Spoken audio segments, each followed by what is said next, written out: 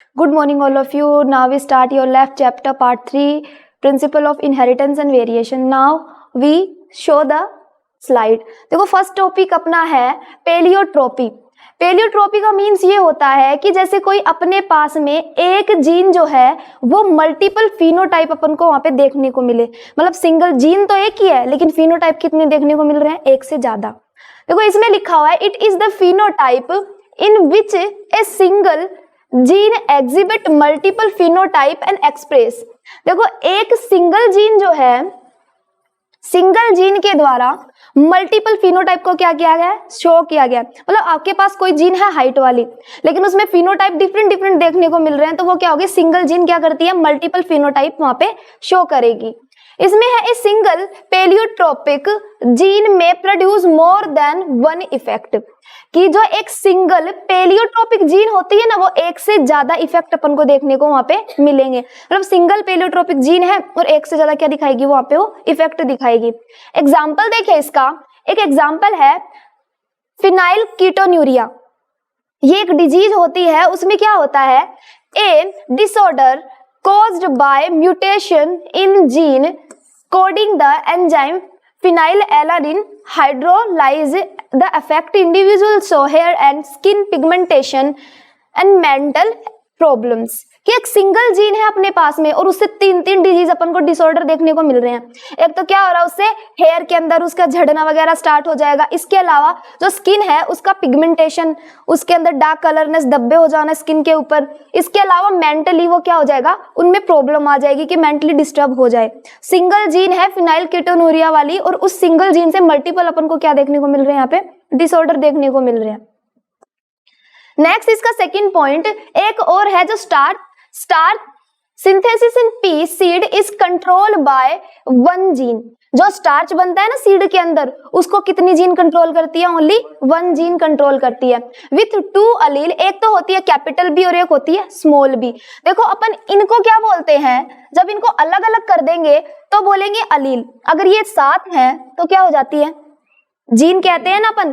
Complete gene और जब character या ट्रेट्स ट्रांसफर होंगे ना नेक्स्ट जनरेशन में, तो ये सिंगल जाएगा, ये भी सिंगल जाएगा, तब ये क्या हो जाते हैं, अलील्स हो जाएंगे. तो इसने यही बोला है कि एक वन जीन जो है वो रेस्पॉन्सिबल होती है, जो स्टार्च सिंथेसिस होता है ना पी के अंदर, और उस एक जीन में कितने अलील्स होते हैं, टू अलील्स होते हैं, एक कैपिटल बी और दूसरा स्मॉल बी.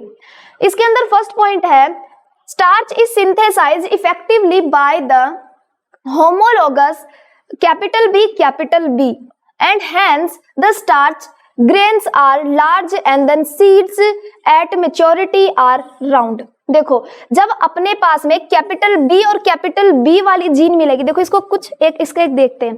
जैसे कि ये है दो जीन्स, इनके इंटरमीडिएट क्या होते हैं, कैपिटल बी और स्मॉल बी. और अपने पास में जो रेस्पॉन्सिबल होती है स्टार्च के सिंथेसिस के लिए कौन सी जीन होती है, कैपिटल बी और स्मॉल बी. अब जब कैपिटल बी और स्मॉल बी का जब क्रॉस करवाते हैं तो तुम क्या देख, कैपिटल बी और कैपिटल बी स्मॉल बी, और इसके अलावा स्मॉल बी और एक और क्या मिलता है, कैपिटल बी स्मॉल बी. देखो दो जो हैं अपन को ऐसे मिल रहे हैं ना, एक तो कंप्लीटली डोमिनेंट है, ये भी डोमिनेंट है, और ये जो है वो क्या हो रहा है, यहाँ पे इंटरमीडिएट मिल रहा है अपने को. यहाँ पे देखने को ये है होमोलोगस डोमिनेंट, और ये स्मॉल बी जो है वो है वो होमोलोगस रिसेसिव.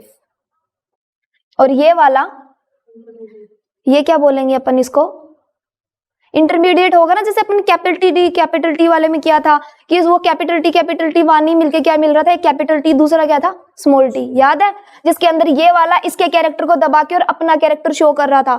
यहाँ भी कैपिटल बी किसके लिए रेस्पॉन्सिबल होता है, राउंड के लिए, उसका गोल जो सीड था ना उसके लिए, और स्टार्च अच्छे से स्टार्च बनने के लिए.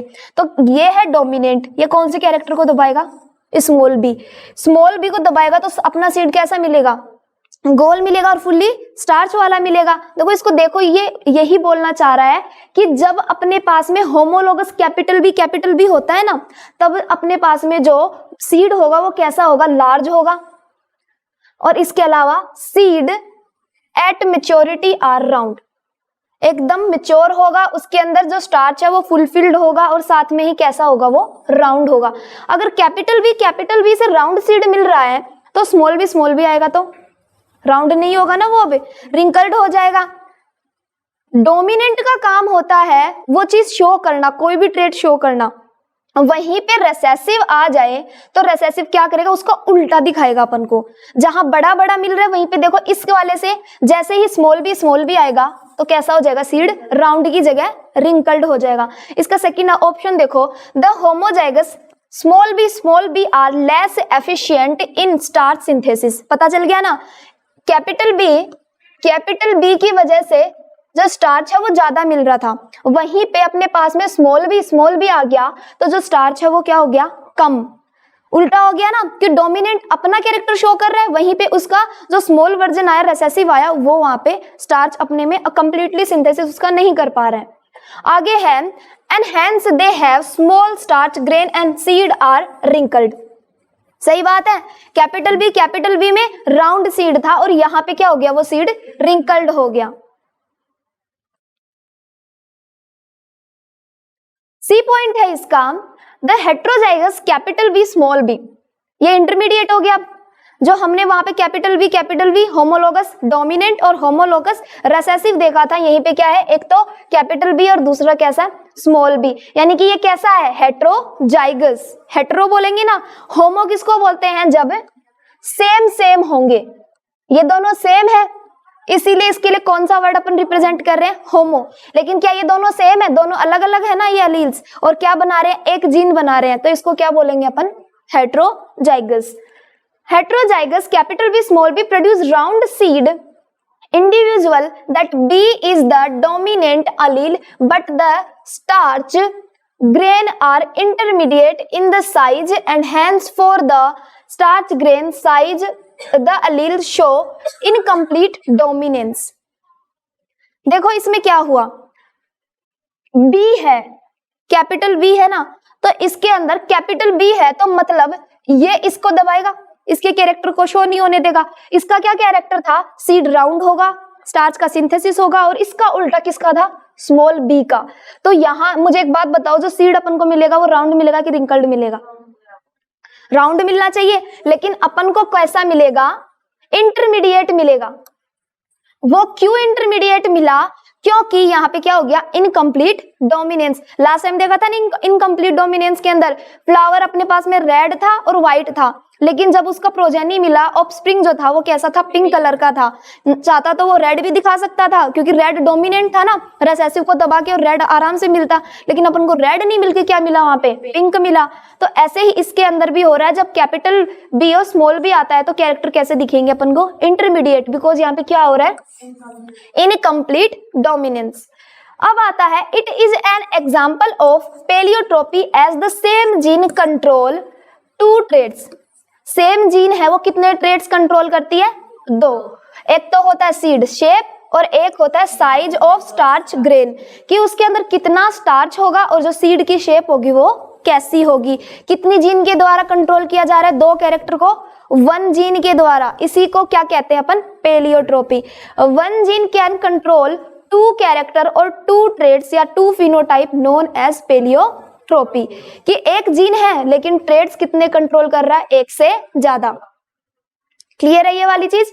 अब देखो आगे, नेक्स्ट है पॉलीजेनिक इनहेरिटेंस। पॉलीजेनिक इनहेरिटेंस जो है वो किसने दिया था सबसे पहले, गाल्टन ने, और इसको प्रपोज किया था शायद 1866 करके कुछ डेट है, उस दौरान इसको प्रपोज किया गया था। In this trait are control by 3 or more genes, कि उल्टा हो गया ये।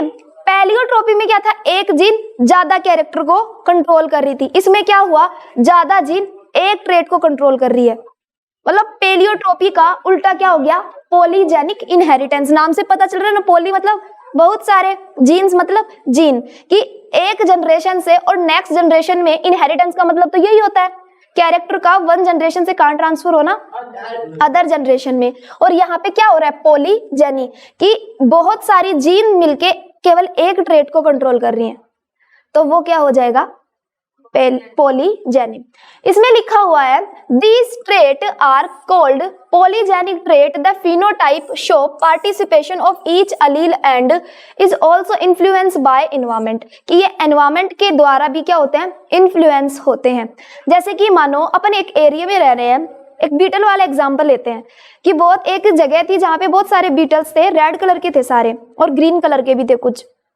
तो अचानक से क्या हुआ, वहां बारिश वगैरह अच्छे से हो गई तो ग्रीन कलर वाले पत्तियों पे बैठ गए तो वो दिखना बंद हो गए, लेकिन रेड कलर वाले क्या हो रहे थे, शो हो रहे थे इजीली। तो उनको बीटल्स को अच्छे से कोई भी चिड़ियां आ रही थी उनको पकड़ पकड़ के खा रही थी।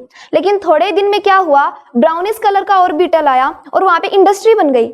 इंडस्ट्री बनने की वजह से क्या होगा, धूल मिट्टी उन पेड़ों के ऊपर चढ़ जाएगी, जैसे कि पत्तियां कैसे हो जाएगी, अब ग्रीन से डार्किश कलर में हो जाएंगी ना, ब्लैक हो जाएंगी। तो ग्रीन वाला बीटल तो इजीली दिखने लग गया, लेकिन वहीं पे जो ब्लैक वाला बीटल था वो उस डस्ट की वजह से वो उस पेड़ में मैच होने लग गया तो वो बच गया।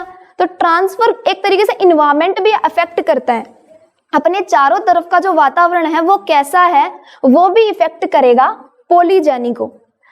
आगे है इसके अंदर, it is called quantitative inheritance as the character phenotype can be quantified. इसीलिए इसको क्या कहेंगे, क्वांटिटेटिव इनहेरिटेंस, क्योंकि इसके जो कैरेक्टर्स और जो फिनोटाइप्स होते हैं वो क्या होते हैं, क्वांटिटेटिव। एक होता है क्वालिटेटिव, एक होता है क्वांटिटेटिव। क्वालिटी मतलब कितनी उसके अंदर क्वालिटी है और क्वांटिटेटिव मतलब काउंटिंग के अंदर, गिनने के अंदर। तो इसीलिए इसको क्या कहेंगे, क्वांटिटेटिव ट्रेट्स। इसके यहाँ एक एग्जाम्पल है अपने पास में, human skin colour which is caused by A pigment melanin. हमारी स्किन का कलर ब्लैक है, व्हाइटिश है या ब्राउनिश है, कैसा है वो कौन डिसाइड करेगा, एक हमारे बॉडी के पास में क्या होता है, एक पिगमेंट होता है जिसको क्या कहते हैं, मेलानिन।